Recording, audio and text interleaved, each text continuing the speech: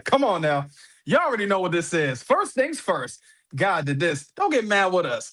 I'm your humble host, your man, your myth, your legendary Knight, and we got the one man and the only man that can check you into the Heartbreak Hotel. That's the Heartbreak Prince himself. I ain't never got tongue twisted from saying that one. Yeah. Look, man, look, I know what y'all been thinking. I know what y'all been wondering. What the hell is going on with nighttime? Look, we are here. We're live. And by the way, Zach, as always, Already in it. giving us the national day. And you know what it is? National Caramel Apple Day. I ain't got it, but Zach, I'm forgive gonna me. try to get one tomorrow if I can. One, Zach, we absolutely love you. We appreciate the fact that you're in here every single time to start the show off with the national holiday. And one of these days we're gonna get it right. But for now, I hope this will have to do. I don't have caramel apple, but I do have a Werther's original apple. So I got a little bit of the caramel and I got a little bit of the apple. That's gonna have to do. We're gonna celebrate with that today. Hey, I feel that one. I feel that one. Look, man, look, as always, welcome again to another episode of Nighttime. And you know what happens when we talk about nighttime. You know we got to talk about one of the greatest shows that happens on the week. And I'd be capping if I said it wasn't one of the greatest shows that has happened this week. So let's go ahead and kick it off talking about that AEW Dynamite, baby.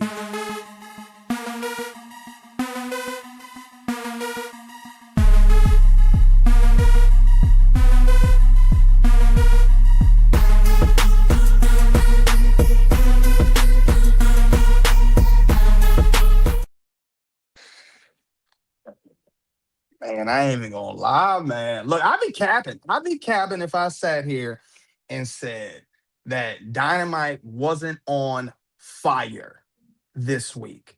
Okay. Start to finish. By the way, that even being said, somebody's aura went up by at least 10. Okay. And you know, if I'm talking about aura, it's the man that we've been saying has zero aura, and that's that man, Wheeler Yuta. Okay, look. First of all, the way that Wheeler Yuta and Daniel Garcia popped out in their entrance, I said, yo, Wheeler, low key, low key. I got a little bit of a chill. Okay, a little bit of a chill off of this man. Okay. But I said, Wheeler, you're killing it with this. Him and Daniel Garcia coming out, you know, they was walking out. I said, damn, Daniel. I mean, I get it. You ain't out here doing all this, but I like how they came about with this. Okay, they started it off, first of all. Okay, let's talk about this before anything. They started this match off, okay, with a trick or treat tornado match. Okay, and this match was insane. I love what they did. First of all, Orange Cassidy and Darby Allin, okay, going up against Wheeler Yuta and Daniel Garcia. By the way, one of my favorite spots that they did. Okay, you had a Hurricane Rana DDT from Orange Cassidy hitting Wheeler Yuta, and then right after that, Darby Allin following up with a coffin drop. Insane. But to the point where, you know, it seems like now my man Darby Allin is a submission magician out here making everybody tap out, and Wheeler having to tap out himself. I said, damn, Wheeler, as soon as I gave you a little bit of aura, you took that away that fast. But it's all good. It's all good because, you know, honestly, right after that, that man Hook came around. Hook came out. Okay, Hook is out here walking, talking about what he's going to be doing at that fatal four-way. And he said the main person, first of all, before he even said that, okay, he talked about, you know, the actual real former champions that he was facing. And he talked about Bobby Lashley. You know, he talked about Ricochet. Then he said even when it came to Samoa Joe, he ain't give a damn about that. He wanted everybody to acknowledge that. But he said the main person he was looking at was Samoa Joe. And he said he was also glad that the world finally sees the real Samoa Joe that he's been seeing. I said, damn. Okay, Hook. You know, he ain't been much of a talker, but lately, since his return, hey man, look, he's been actually getting a lot better. And I'm proud of that man, Hook, for real. I'd be lying if I said I wasn't. But we got to talk about this next segment. This one's important. Okay, this one's truly important. Okay, in a lot of ways, because this was insane. Okay, and this is what we're about to talk about here. Don Callis, okay, talking about everything that was going on with him and the family. This man is already talking about what he's going to be doing. But before he even breaks that down, he looked over and he's seen the Bucks. calls the Bucks over. He says, "Come on, Bucks, why don't y'all come on through? Come on through." Okay, he said, "Look," and I said to myself, "Damn, Don, you might be on to something with this." He wouldn't say, "It's a shame what this company is doing to you. It's a shame how the people are looking at you. You're still getting looked at like some jobbers. You're still getting looked at like you're nothing. You're the founding fathers, for Christ's sake." I said, "Damn, Don, okay." But then on top of that, he says, "Look, I know y'all kind of trying to do your own thing."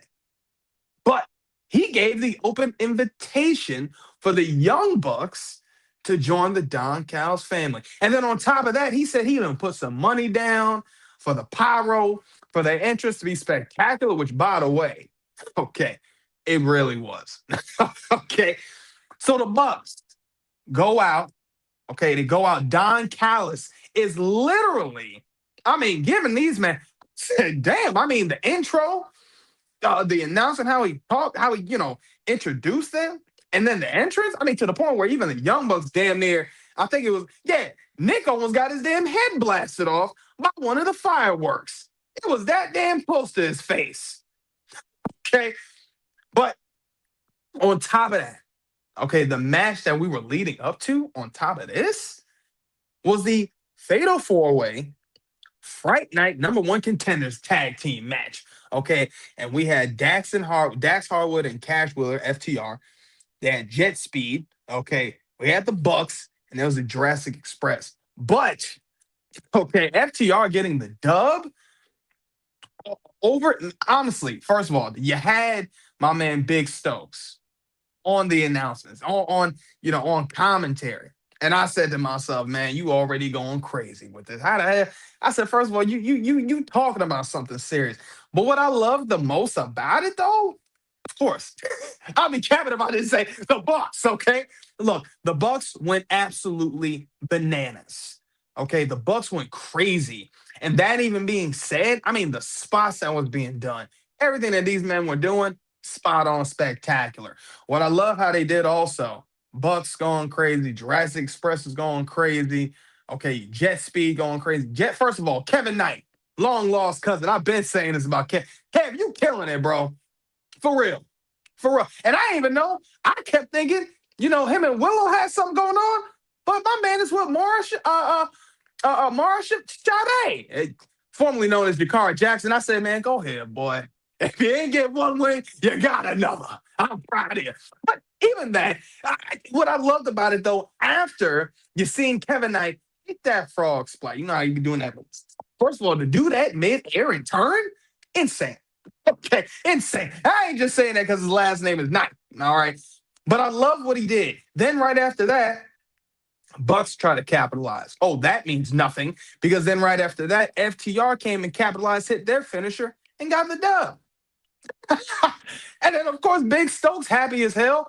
But I wonder now, will this be something for FTR? Will we possibly see maybe new tag team titles?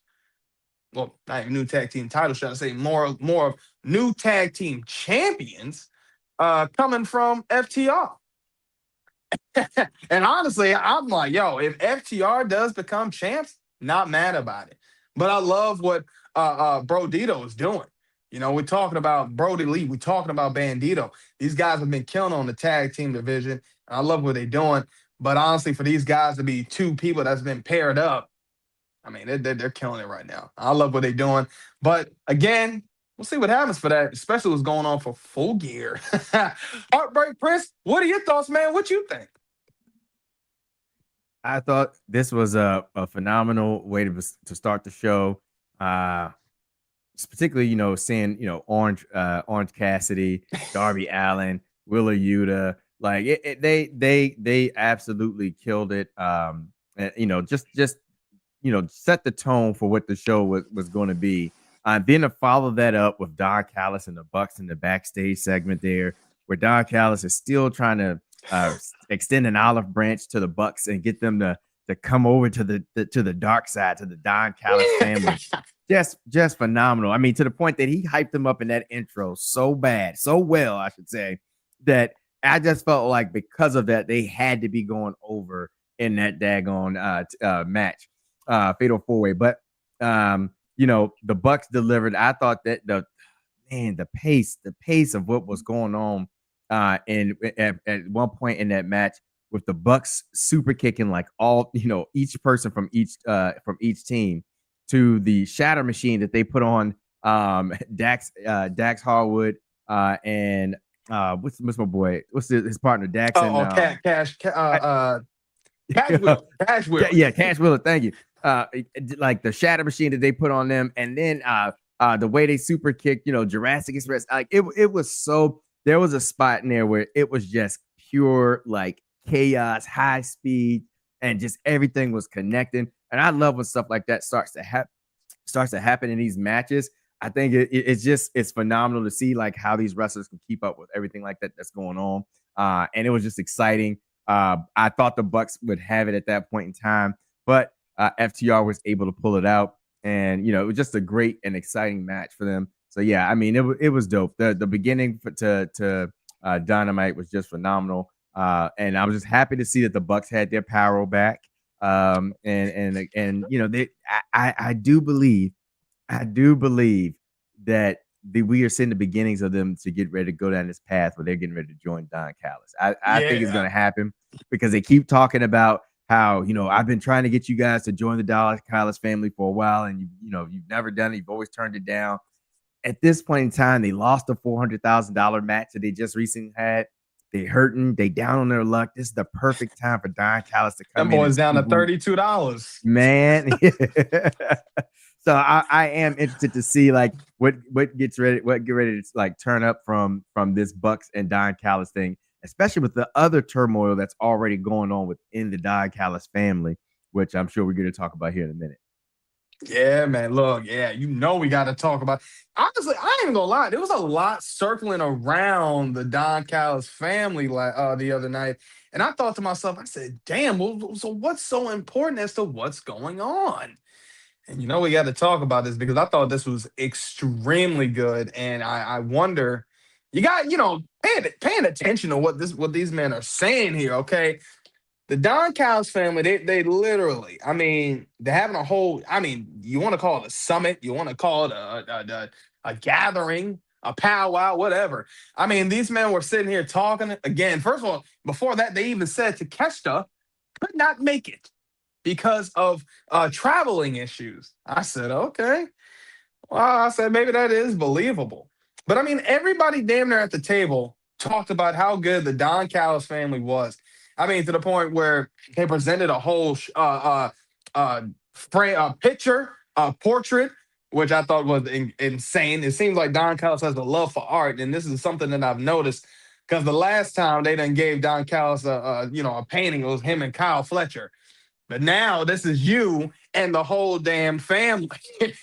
But even to the point where Kyle Fletcher now, after this point, is sitting here talking about some, he comes out, he brings out this oath. He said, this is an oath that all of us have talked about. And I said, what oath are you talking? He said, this is something that we solemnly swear that this is something that we will always put the Don Callis family first before ourselves, bodies, and all. I said, this is what this man's got y'all signing? Pretty much just sign your soul away at that point. So, I mean, but I love what they did. But then a little bit after that, interesting enough, who comes out? That man, Takeshita. Takeshita is out here, man. And look, what I loved about this, first of all, Takeshia's coming out. You already know people are looking like, hold up now. Hold up now. What are we talking about here? What are we doing here? What are we saying here? And I said to myself, yeah, what are we doing? What is going on? Takeshita coming out of nowhere. And now, at this point, when he's walking up, immediately the first person he's looking at to whoop ass with, okay, was freaking, was Okada. I said to myself, okay, I get it.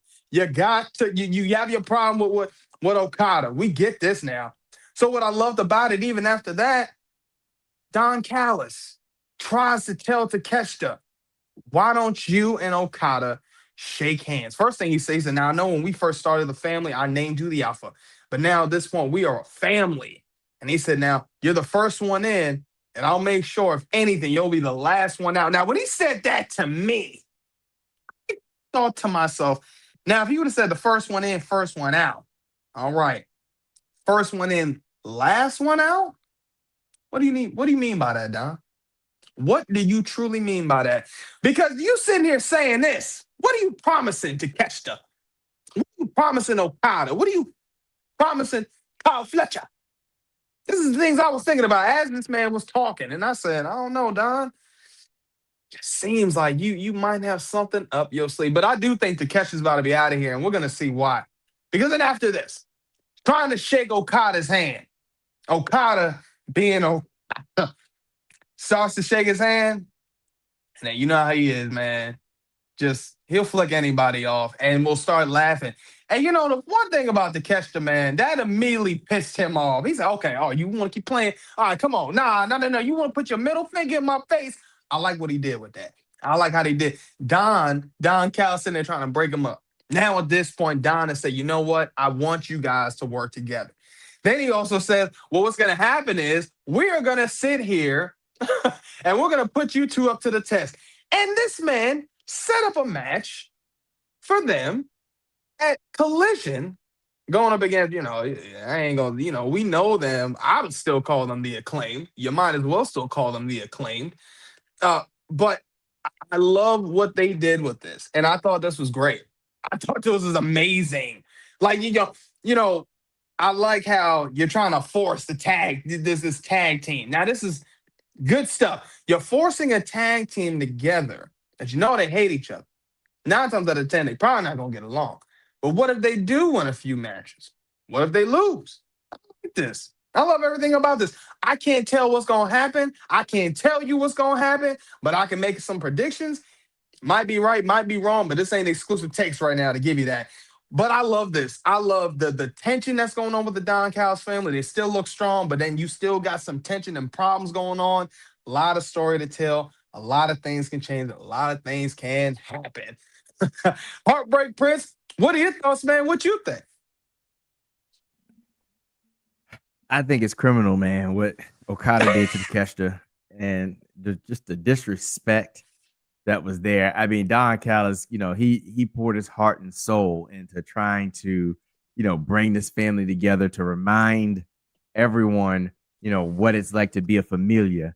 And Okada, after sitting there, listening to all of that, hearing all of that, decides that he's just gonna one up, Takeshita and stick his middle finger out after Takeshita already did not want to shake his hand. The crowd is saying, no, don't do it. No, no, no, no. But Takeshita tries after Don Callis gives his whole speech to be the bigger person in this and shake his hand. And this is the payment that Okada gives to Takeshita, which is just insane. It's diabolical. And but again, it is what it is. This is what you can expect from the Rainmaker himself, because he can't be the bigger person in this. And it's sad, but I see what Don Callis is trying to do. I know that this is definitely going to backfire. It's not going to work. Takeshita and Okada, they just can't see eye to eye right now. This is going to fall apart, and I'm still here for it because I see these two going at it and battle like it like we're winning. That's all I can say about it is we're winning, and I'm just looking forward to it. But this painting for Don Callis was just why is he always amazing. giving himself It's awesome. awesome. A chiseled body every time? Every single one of them has a chiseled body, and this man's loincloth is hugging around the entire family, like just embracing the entire family. And even he is chiseled. Like, come on, Don. Come on, Don. I thought you did this a little past your prime. Like, come on, yeah, come Don. on, Don. Yeah, Don is he's diabolical, man, and it's just but it's what makes it great. It's what makes it fun.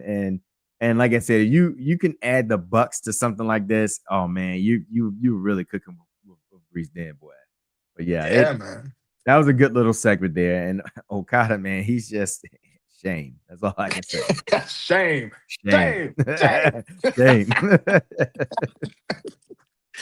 Nah, but yeah, they're killing it with this. I really I like this dynamic that they got going on with this, man. It's layers to it because we know like Takeshita and Okada have faced each other before in the past, way before the AEW days. So for them to kind of take that story from that and make that into from this, I love it, man. Like honestly, but I agree. I think if you add the Young Bucks in the Don Callis family, because technically thinking about it, right? They got a bunch of singles guys. They got a lot of guys that predominantly are mainly singles guys, right?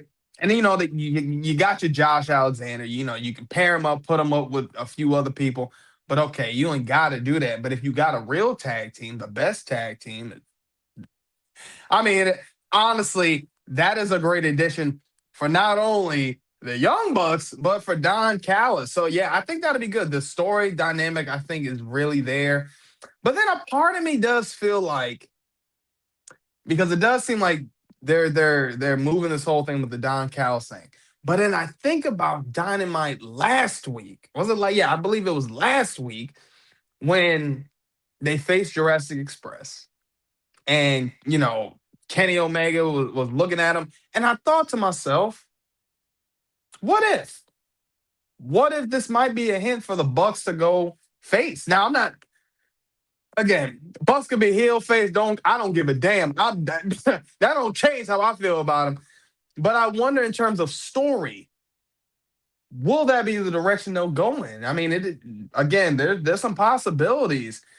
We could be seeing the Young Bucks going face, but at the same time, there's a strong possibility we can be seeing the Bucks go with the Don Callis family. We know them boys need that bread. They need that money, that munyon. And if they don't got that, they hit. I ain't gonna lie. I don't want to keep seeing Slick Nick. I don't want to keep seeing Mr. Instant Replay. I want to see the EVPs, damn it. Nick and Matt Jackson. Those guys. I mean, they're still finding their way. But again, this is the jobber's journey for the Bucks. We know how this goes. But we got to talk about this next segment, man. Because, I mean, honestly, again, when it comes to Dynamite, smile across my face the whole night. Long Island's own Chris Statlander calling out Mercedes Moné, the CEO. All right, she's telling, first of all, by the way, shout out to Chris Statlander. I always say it because she's from Long Island. But I love how the fact she's got the Goku Black fit on. Y'all know from Dragon Ball Super. I say, yo, Chris, this just brought your aura points up to about 10,000.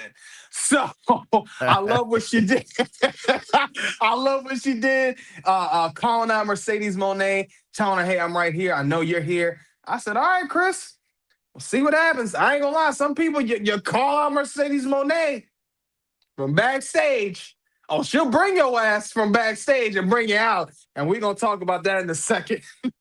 But then on the next segment here, I love this match right here. Kyle O'Reilly going up against John Moxley. Now, this was another great match. Now, the crazy thing is, Kyle O'Reilly literally got John Moxley in a submission hold here. Okay? To the point where Ref Audrey, okay, literally did a double count out. I said, well, damn. Okay, that's fine. But the crazy thing is after that, Marina is out here putting her hands on Ref Audrey. Okay, first of all, I'm going to just say this about Ref Audrey. Audrey, look, I ain't going to lie, girl. For years, ain't nobody been touching your ass. And all of a sudden, these last few months, yeah, I ain't going to lie. Yeah, I don't know if you've been talking to people. Maybe they've been talking to you. But hey, kudos to you. Cheers to you. You out here taking bumps, getting hit in the face by Marina Shafir. I said, damn, that's a real ref right there. If anybody had anything to say about Ref Audrey, well, guess what? That's out the window. She took a punch to Marina Shafir. The toughest damn one, I'll probably say. Again, I've told about Marina Shafir before, but I've watched this woman. I've seen a video of this woman smoking a cig, doing neck lifts, okay, with the weight on her neck, smoking a cig. Diabolical is that? I mean, come on. What's this stuff in your garage, by the way?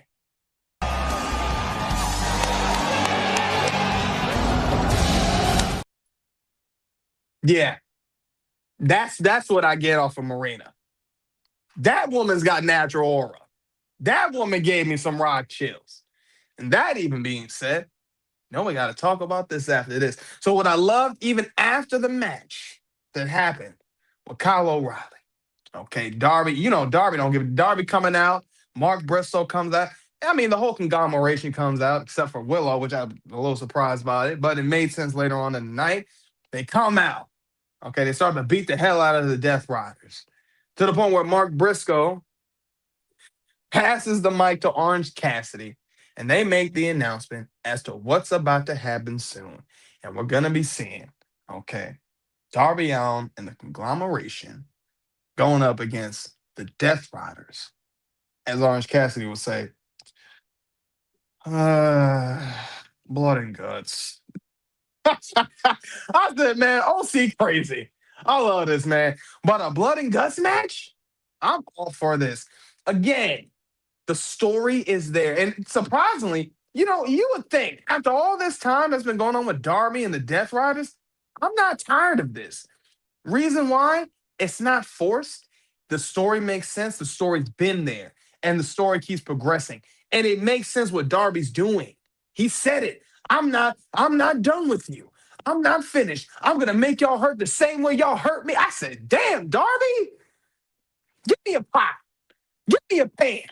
Hell, you give me an air fryer because you're cooking. You're cooking. I ought to call you Chef Darby.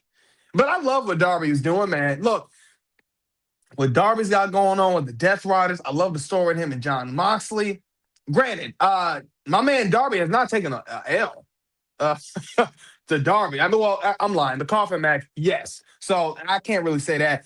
But even that match, I said, Darby still doesn't lose in this.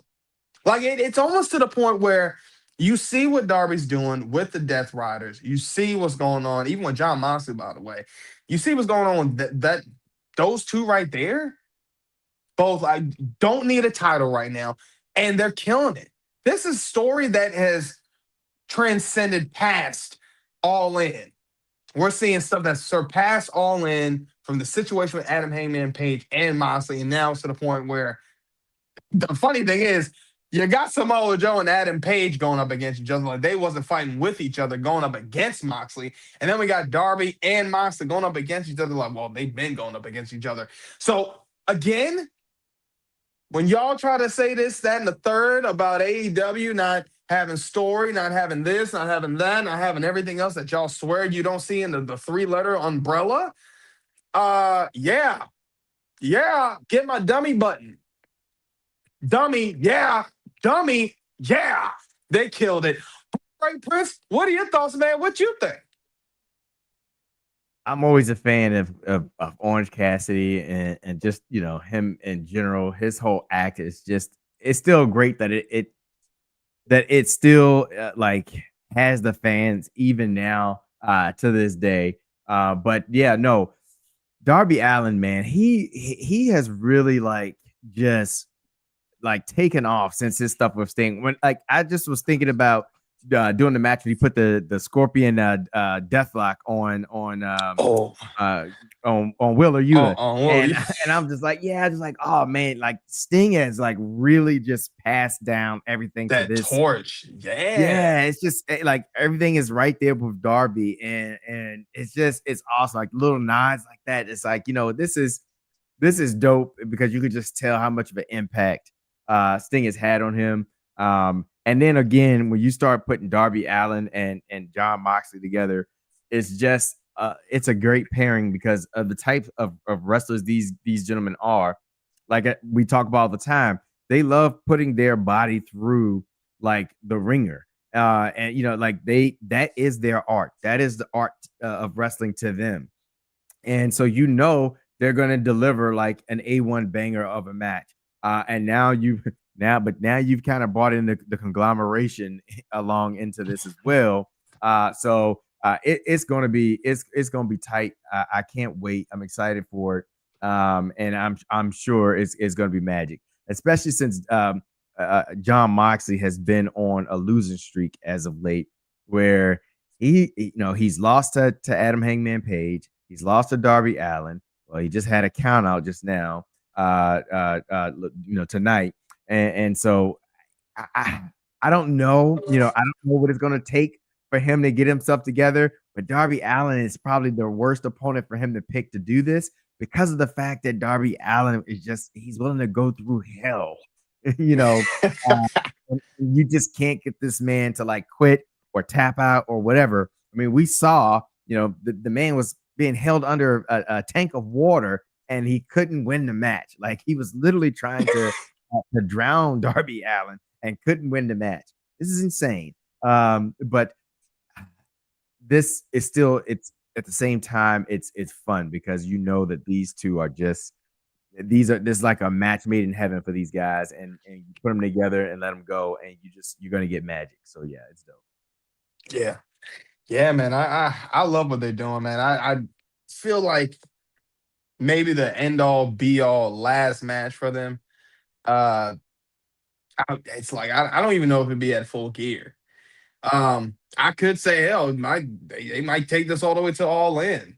Do I think they might? Maybe not, but maybe Dynasty. Maybe Dynasty. I mean, again, I don't think any of their storylines that they've been doing, I mean, AEW as a whole, I don't think it's been overly extended, overly stretched, pause. I don't think there's been like no storylines have been too short. Everything has worked out and made sense. And again, we've been saying this for weeks, days, months. We've been saying this, man. Look, AEW, they are in their own groove. These guys are literally hitting it on the mark. I've been saying this. I will continue to keep saying this because when it comes to great wrestling and good wrestling, out of this company, I'm not gonna sit here and deny it. I'm not gonna sit here and act like, oh, well, these guys ain't. Nah, man, these guys are killing it every single week. And if y'all want to sit here and literally just deny, go ahead, go ahead. Because you know what? It's not me that's missing the great wrestling. It's you. It's you. So let's go ahead and go into this next segment because we gotta talk about this, man. I told y'all, okay. When it comes to Mercedes, don't say anything about calling her out, especially when you backstage. All right. And the reason why I say that, if y'all remember from back since we was talking about All In, since I was talking about it before, if y'all remember those weeks before All In, what did Mercedes do to Tony Storm? Yeah, whoop that ass out all the way out from the backstage to the front of the stage. Okay. This is what Mercedes does. But I love this. She started to attack Chris Statlander. Chris Statlander actually started to get to the point where she actually got a reversal, tossed her onto the end of the apron, rolls in. Okay, we're thinking, hey, Chris Statlander is about to get this. She about to get this. I mean, she ready. And then all of a sudden, we seen Mercedes Moné's partner, Athena. I said, my God, what am I thinking here? I love this. Athena literally comes, attacks the hell out of Chris Statlander. Mercedes hits her backstabber. Then Ember Moon fouls the hell up with the freaking Eclipse right after. I said, my God, look at this. Come on. So let me just make this clear. You mean to tell me y'all see Mercedes and Athena do that, and you still hating on Mercedes? Nah. Nah, I'm gonna tell y'all this right now. Before I even talk about the rest of that segment, that first of all, that finisher alone, I said, I never even knew I needed that. I never even knew I loved to see. I never even knew I wanted to see Athena and Mercedes as a tag team. I was saying shit. They can run it back to the last time they faced each other when they had the Owen Hart Cup. When they was the first round, I said they should have been the final round. But even from that match, I said I want to see them go up against each other. But I never would have thought them together, godly, anointed, damn near should I say cinema. Okay, when it comes to these two women. Now that being said, as Mercedes and Athena, had Chris Statlander in the lock, I said, well, damn, what you about to do? Who comes out? Willow. Okay, my girl Harley Cameron come out to try to save Chris Statlander. Mercedes and Athena run off. You know how that goes. And I thought to myself, well, damn, this is all right. Now, funny thing is with Willow, and of course, shout out to Willow. Of course, another Long Islander. Got to give you a shout out. What I loved about it, Harley Cameron. Harley, bring the pain. No, that's my girl. But Harley Cameron is the first one to run to Chris Statler. Makes sense. Willow don't even acknowledge Chris Statler, by the way. Okay, focused on Mercedes and Athena. Talking about you were the first opponents. This is what the first round is. And I'm not gonna lie. I said, you know what, Willow? If you want to be friends, if you want to be back friends with Kristen, just say that. Just say that. I get it. You don't trust her, but just say that. You want to build a friendship back? Go ahead. Do it. Ain't nothing wrong with it. Life's too short. I need to get together anyway. But no, man, I love what they did with this. I love the segment. I love, of course, Mercedes. You killed it. Athena, you killed it. I mean, again, I never wanted to see those finishes paired up right after each other until last night. I said, yeah, give me more of this, give me more of them. And honestly, if it is Mercedes and Athena getting those tag titles, but we'll talk about who could possibly be getting those instead of them. We're gonna talk about that in a second. I was like, you know what? If we get Mercedes and Athena as a tag team champs, I'm 100% for this. Mercedes said it before. I was the first women's tag team champion, and another company that said, "You damn right." Granted, they fumbled you, but you was damn right. And this could be another situation, except for the fumbling part. But I think again, if we do see Mercedes Moné in that tag team division with the tag team champion, mommy, my God, 13, 4. At this point, give this woman 20. I mean, I'm convinced. I'm 100% convinced she's trying to beat Ric Flair's multiple title reign. And if y'all don't know, we've said it before, the man has had 21 title reigns, not 16. WWE, they like to erase history. Ric Flair said it himself, confirmed on the 30 for 30. He's got 21 title reigns. I 100% believe at this point, Mercedes Moné is trying to beat that. And if so, hey, I'm all for it. Make history. It ain't February, but I know you can do it. Break Prince, what are your thoughts, man? What you think? That that finisher between Mercedes Moné and Athena. Only thing I can say to anybody else that's vying for that women's tag, the women's tag titles is, come on, son. I mean, it's straight up. It's straight up Athena. It is straight up Athena and Mercedes Moné. Like that right there was just money, and it just screams money. You're gonna make money. Like everything about that idea there was just great, and it was just executed so well.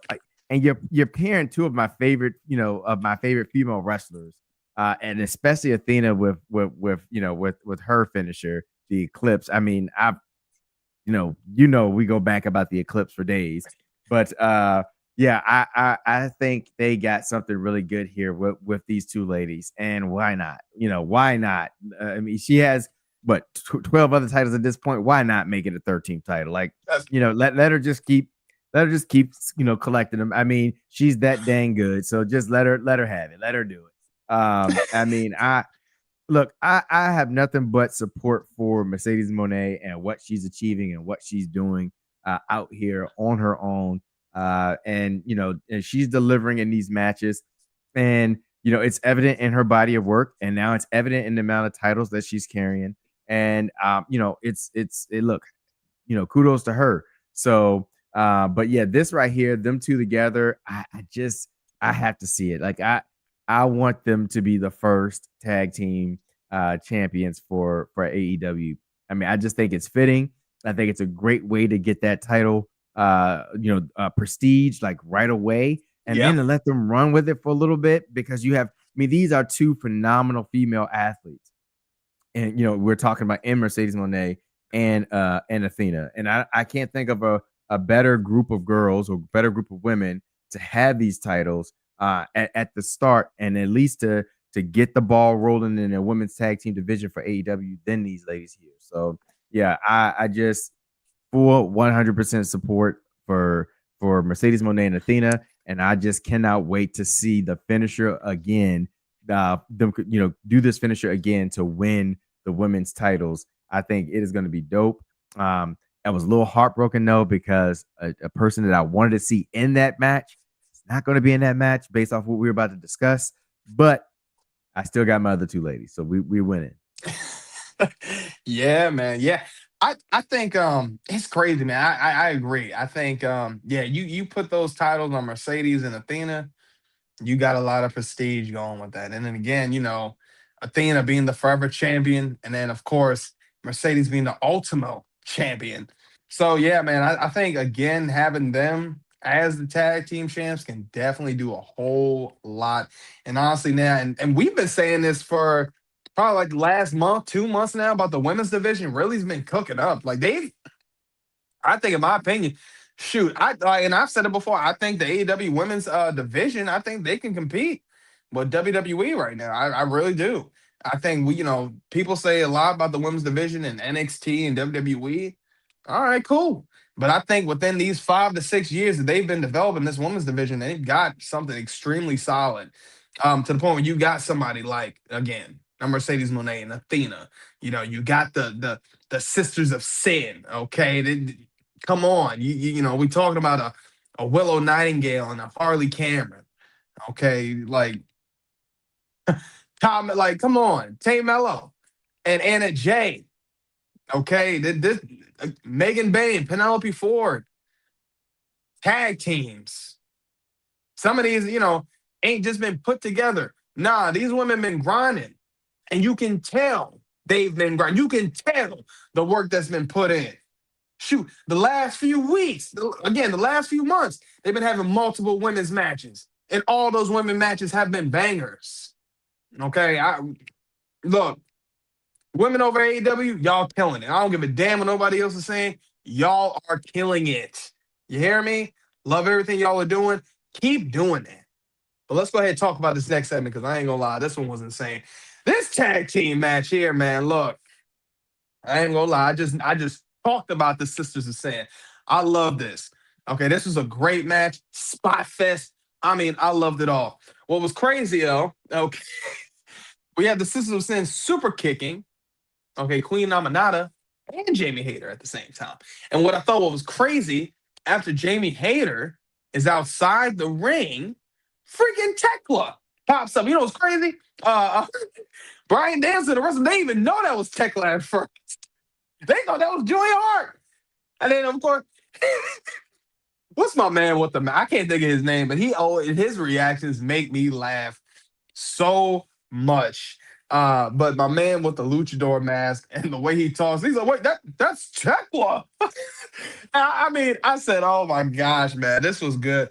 But I love what they did. Tekla getting the sneak attack on Jamie Hayter to the point where the Sisters of Sin actually capitalized off of that and get the dub. And now they advance to the next round in the tag team tournament.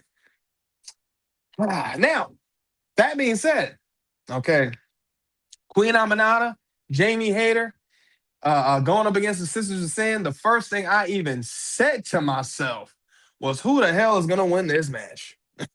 Okay, that was the first thing I had said. Because, when we look at just everything as a whole, what's going on with these women right now, right? Especially with Jamie Hayter and Queen Aminata. These two women here face each other, face with each other. And I thought to myself, damn, the moveset with them was dope.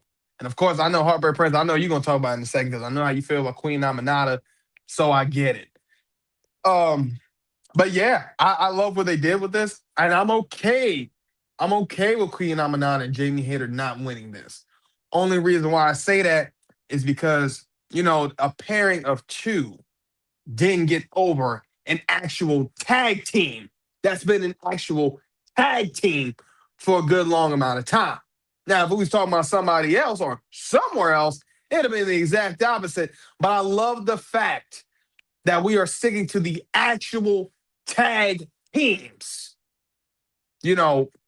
advancing and going farther. Now, of course, we're going to have a couple of random pairings, but those random pairings Our random players are like, oh, damn, y'all got something. And I love what they did with this. But I got to get your thoughts. Heartbreak Prince, what are your thoughts, man? What you think about this whole situation in the women's division, man? I was heartbroken because you know how I feel about Queen Aminata, and I would like to have seen her go, her and Jamie Hayter go further in this to the point of being in the championship match against an Athena and a Mercedes Monet. It did not work out that way. Obviously, they put on such a great match. You know how I feel about Queen Aminata. I've been talking about her for a while and wanting to see her, career progress and continue to keep the win at her sales because I think she's a great in ring performer for the women's division, especially up and coming for the women's division. But that wasn't in the plans, and the Sisters of Sin, they did their thing. And it is what it is. But I'm still excited for what we have coming from this division, seeing these pairing of women together in this tag team tournament, championship tournament, and it's been good. They've been putting on some real bangers, and I just find it hard at this point in time seeing anybody that's going to be capable of really taking down Mercedes Monet and Athena. And I think it's going to be a tall task there because those ladies right are already hitting on all cylinders. But Yeah. Sisters of Sin, they had the opportunity. They could do it. It can be possible. But I really wanted to see Queen Aminata going further. So it is what it Yeah. is. Yeah, man. And speaking of tall tasks, we got to talk about this one tall tree of a woman herself, Megan Bain. Nope. First of all, okay, Megan Bain, man. Look, Megan Bain and Penelope Ford backstage with Tony Schiavone. Mind you, remember how Tony Schiavone looks right now. Let that burn in your brain. We're going to talk about that at the end of the show. Phantom of the Opera. So I sat here and I said, damn, anytime you see an arm sling, anytime, I've said this before, if you see anybody, first of all, with an arm sling, a freaking boot, unless it's Jacob Fatu, because that man is the only one to wear a magic boot and kick ass for 3 weeks straight. But if we're talking about anything with an arm sling, a neck brace, damn near, even if you go out to the ring, okay, and the general manager is out there with you, you know for damn sure what is about to happen. And this was one of those moments. Penelope Ford announcing and letting people know that she is injured out and she's going to be out indefinitely. Okay, which means for Megan Bain, we say, well, what's going to be next? And she says, is there a worthy person that can take the place? And I said, Marina? You talking about talking about her. You talking about the one that's smoking cigs doing the neck lifts. Okay. I'm all for it. Marina said, what about me? I heard you. I'm here. Here go John. Here go John. John gonna come up talking about some whoo, talk about a pair. Scary. And then Marina and Megan fist bumped.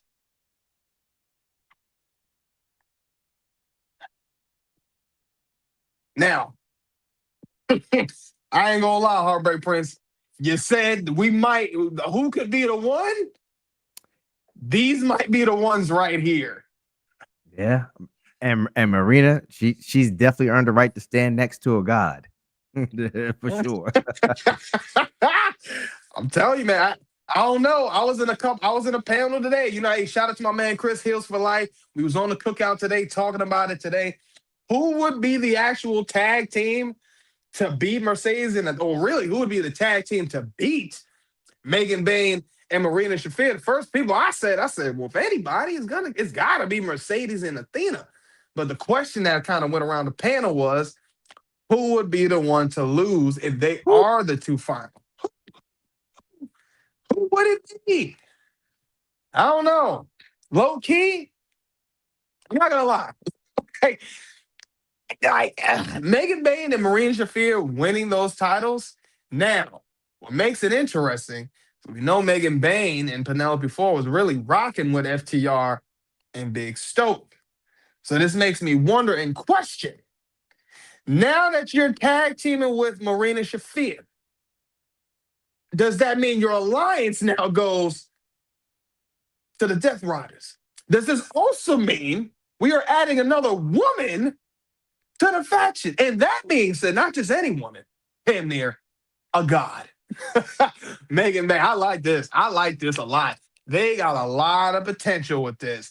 And I can't wait to see what they do. Honestly, again, I smile across my face the whole show. But let's go ahead and talk about, this was truly a banger. I couldn't look at nothing else. I didn't look at my phone. Let me tell you something about Dynamite. But before we even get to this match, we get to the point now when I specifically watch Dynamite, I don't give a damn about what's on my phone. Now, unless my wife is calling me or text, that's the only reason, babe. I love you. I love you, babe. But besides that, and my mom, love you, Mother Night. But besides those two, I don't give a damn about what's going on. I don't give a damn. You know why? Because this is a show that I'm gonna give my all. I'm gonna pay attention to fully. Why? Because the product is giving back to me for watching. And what do you mean by that? What I mean by that is they're giving me a reason to sit down, lock in, lean in, and watch greatness.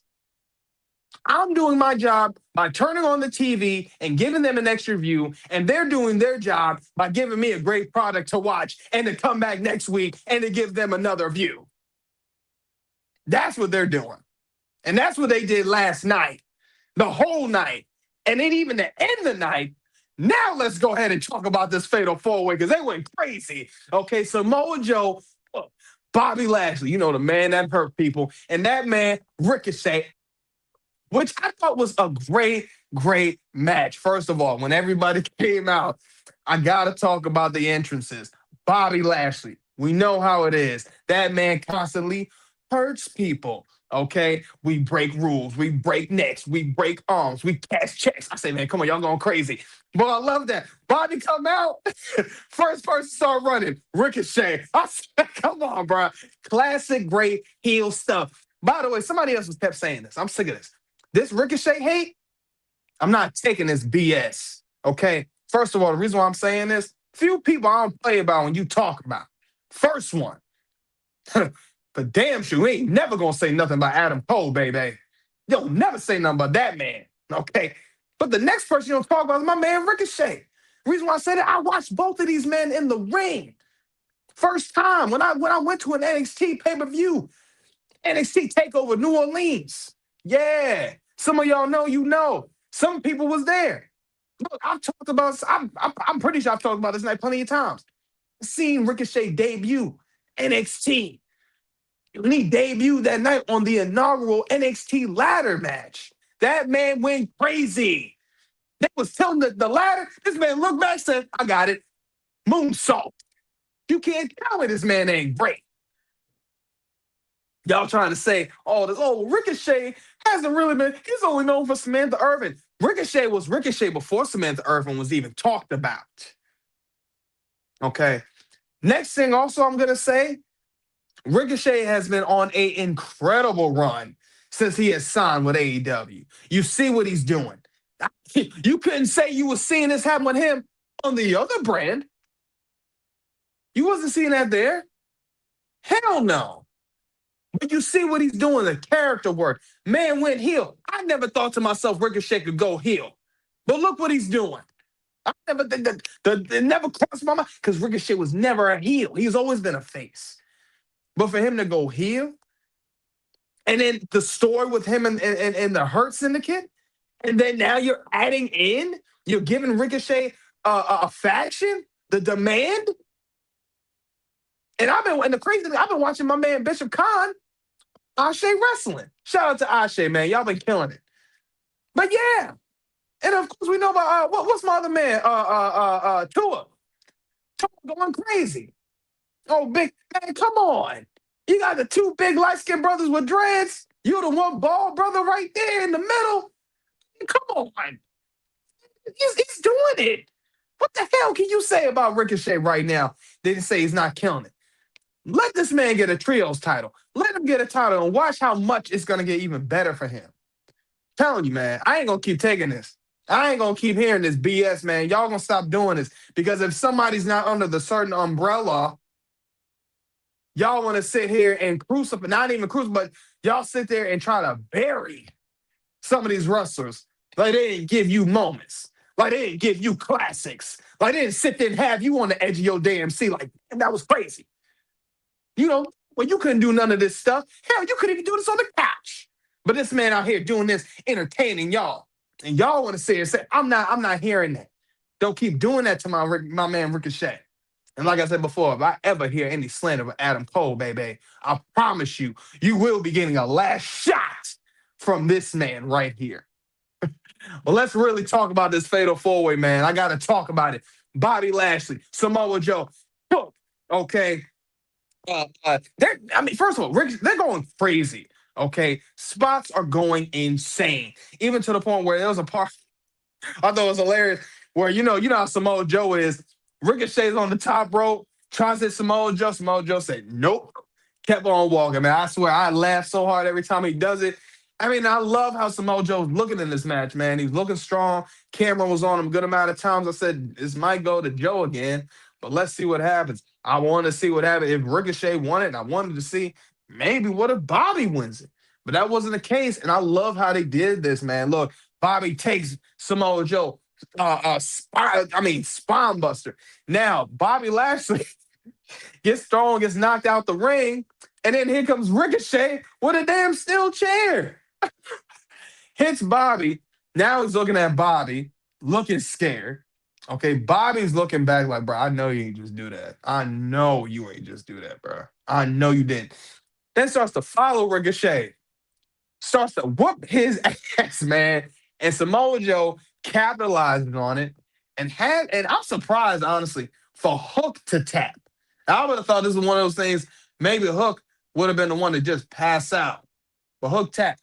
Bobby didn't get there in time, and Ricochet just stayed on the ramp till it was over. I said, well, I get it. I get it, bro. You can't really go to the ring because Bobby there. And even if you get to the ring, you can't because Bobby's there. But what I love, so after Samoa Joe wins, all right, they said, well, come on, come on out, bring out the people for the celebration. I said, what the hell's with all these farm animals? We got a cow. Was it the Michelin Man was randomly there? I mean, just random people, okay? But what Samoa Joe says, he says, I just want to make sure I'm safe, and I don't feel safe.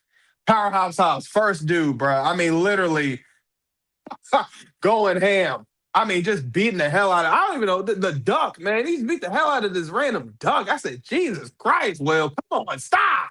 Stop. I mean, they're just beating the hell out of all of them. Clear house. Tony Schiavone, again, walks away. Okay, remember what I said. But then they get the random last Michelin Man. And I guess, even to the point I thought, I said, ain't no way this is Adam Page in a freaking Michelin suit. Okay? Was it? When I asked him, it was just a random. Literally, a random. So, they just discarded him and pushed him to the side.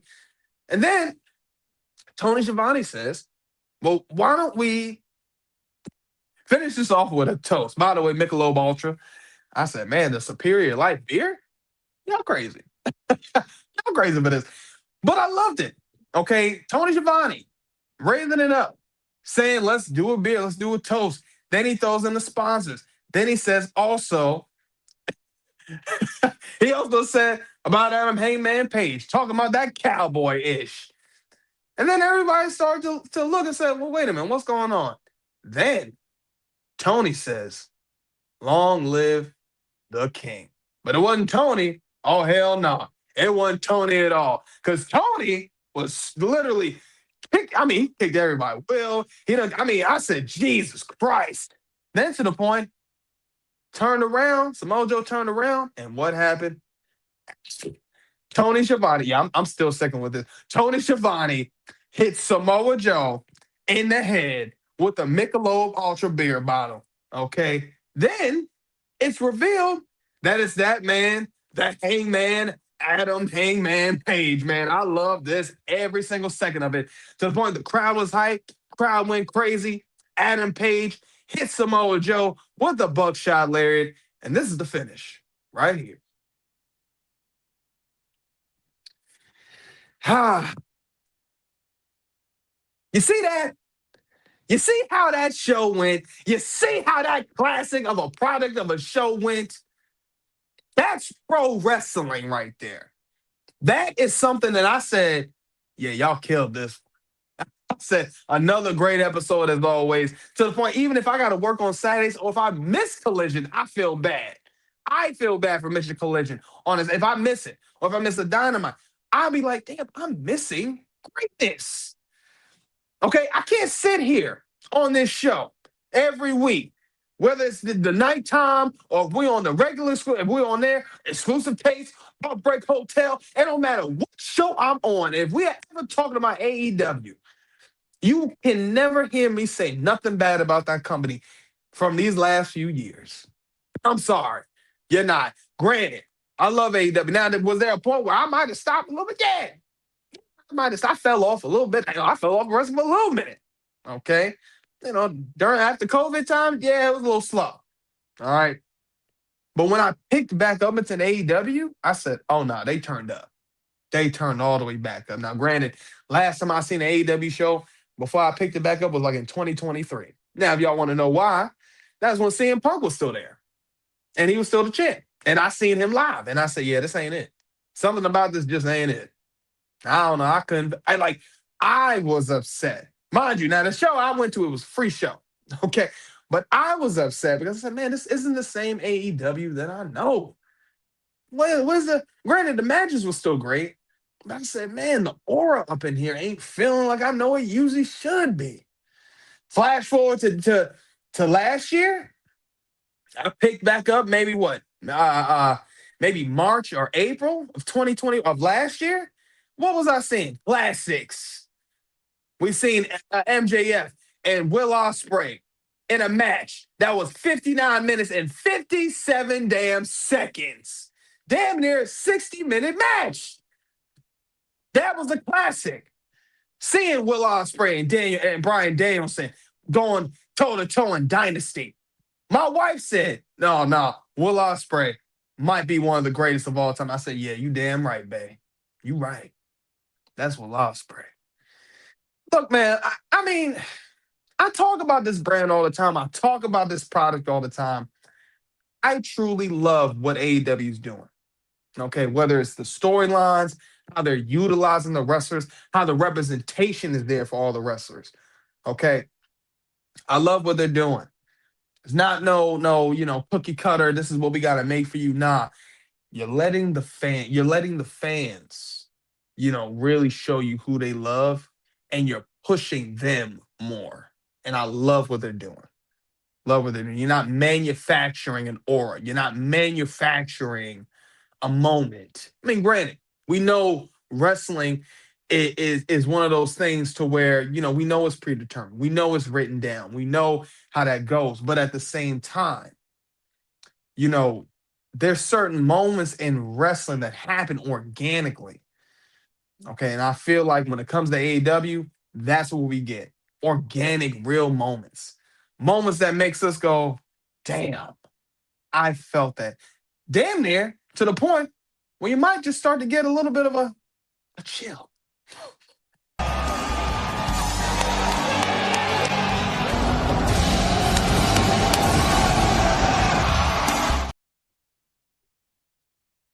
A chill.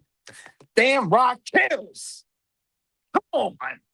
Them rock chills. Been saying that. This show, and I'm not just even talking about last night, this product alone has rock chills, gives me rock chills. I love it. I love the story, and I know I kind of digress off of what we just from Adam, but I gotta talk about this as a whole. Everything from the Fatal 4-Way match, I loved it.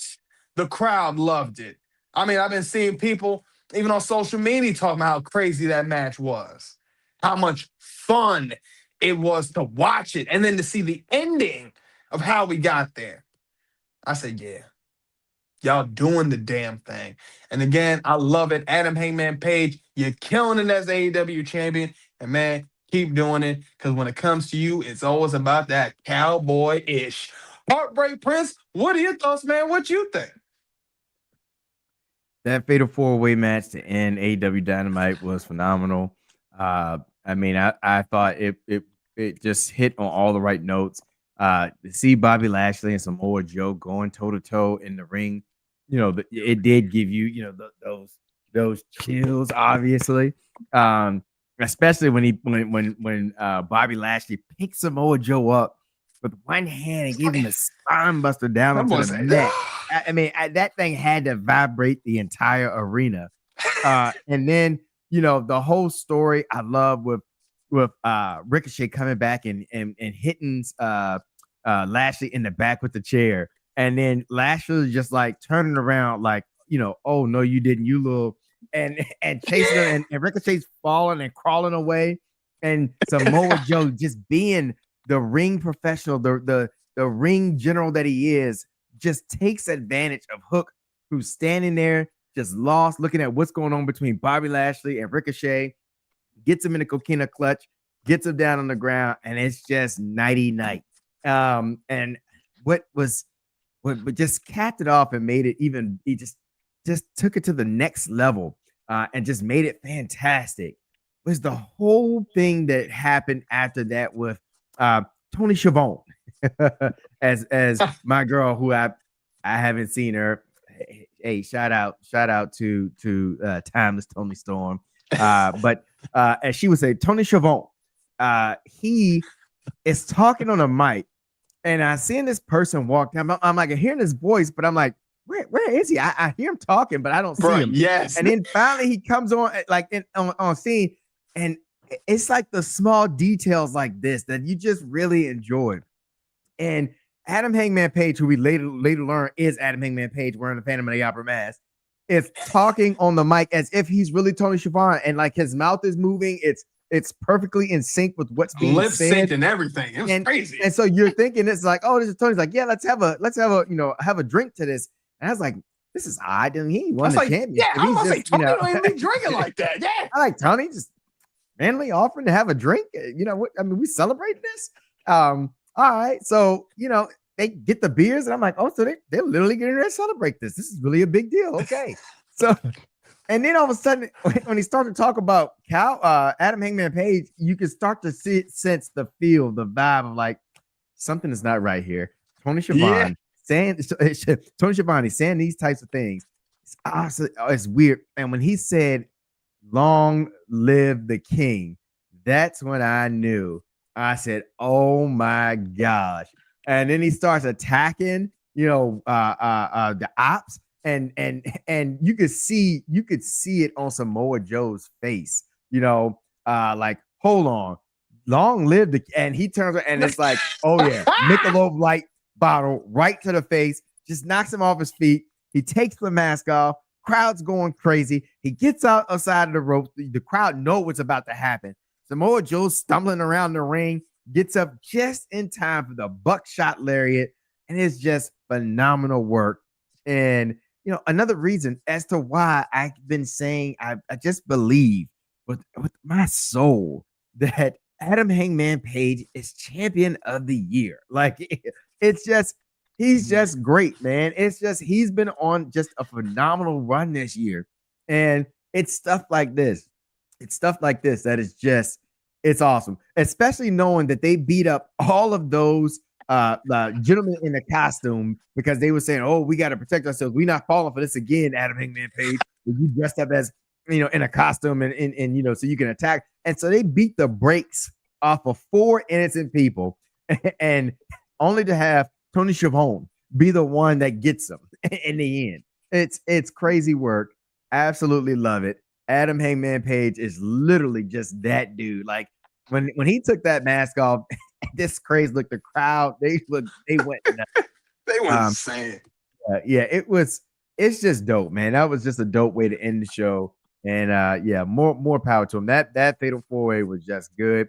The stories, even within the matches, like I said, they didn't forget about the Ricochet Bobby Lashley thing, but they made time for that Samoa Joe Bobby Lashley thing as well. And it was just it felt right. And then you still had the thing with Samoa Joe and Hook and for Hook to be the one to lose after he had his segment earlier talking about how he was going to make sure that out of everybody in that match, Samoa Joe was the one, was the one that would lose or would not win it, I should say.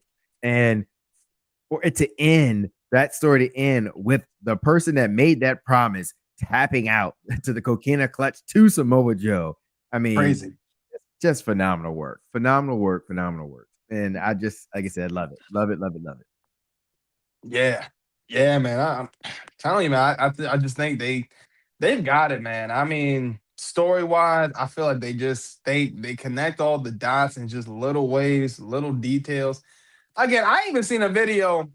I seen a video last night. It was a fan that was there at the Dynamite show, and they was recording Adam Hangman Page, and it was like, yeah, you could see him lip syncing, but it was like nobody even knew. But I mean, he was lip syncing it word for word, accurately, on time. And I said, man, if this ain't great acting, just great storytelling, hey, I don't know, man. You tell me different because at this point, I mean that's A1 acting, bro. I mean, come on. Majority of us really thought that was still Tony Schiavone until we were like, wait a minute, that don't sound like him. But I mean, that was dope. He had the same exact suit, the shoes. I mean, the hair. I said, yeah, you got it, bro. This was good. But then I'm thinking about like, the story. Like, I think even like just the hidden gem of the Phantom of the Opera, like mask, like why choose that one? There's so many layers. I felt like they was kind of telling with that, but I loved it, man. I loved it. Tony, Chef Tony, you're cooked up as always, and you're always giving us a great show. I mean, at this point, I might have to start doing reviews of Collision, bro. Like it just, I honestly feel bad. I don't get a chance. We don't review Collision, but I mean, bro, you give us cinema on Dynamite, so I think this is enough for the people to hear and to know and be ready. But again, I love what they did with this. I was just ecstatic, man. Just ecstatic. I mean, couldn't keep my eyes off the TV, couldn't get distracted off anything else. I mean, this again is my show. I love to enjoy to watch. And again, I mean, Chef Tony, you're killing it, man. You're killing it. But as always, please make sure y'all follow all of our social medias. And I tell y'all this all the time. Y'all know this. Facebook, we on that. X, we on that. Instagram, we on that. TikTok, on that as well. Hey, y'all, look, we need y'all. We only got a few more subscribers till we hit that 200. So go ahead and like it up. Go ahead and comment. Keep subscribing. And also, same thing for TikTok as well. We're almost at 500 followers. So make sure y'all keep following us up. Make sure y'all keep liking it up. I always make sure I get into those panels with my man Chris from the Heels for Life, doing those cookouts. Probably gonna start doing some live streams ourselves soon on TikTok as well. So y'all y'all look out for that. But again, y'all keep doing it because we gonna keep giving you that content the exclusive way. Okay, y'all already know what it is. But you know, we talked about some of the great things that happened. Wheeler Yuta, first of all, Aura went up, then goes right back down. We talked about the greatness with Darby Allin and John Moxley. We talked about the potential of the greatness when it comes to Mercedes Moné and Athena and those damn minions. And of course, we had to talk about the Young Bucks, that jobber journey, boy. Something else. And with the Don Callis family, that interesting dynamic. And we had to talk about the man that's probably on the greatest championship run of this year. That man, Hangman Adam Page, man. Look, they killed it. They killed it. But I'm your humble host, your man, your myth, your legend, Eric Knight. And we had the one man and the only man that can check you into the Heartbreak Hotel. That's the Heartbreak Prince himself. Because we are the exclusive Knights, and we always ensure that we are the best there is, the best there Best was, there was, and the and the best best there there ever ever will will be. be. And to ensure that your night will never Will never be the be the same. same. Y'all be good. Peace.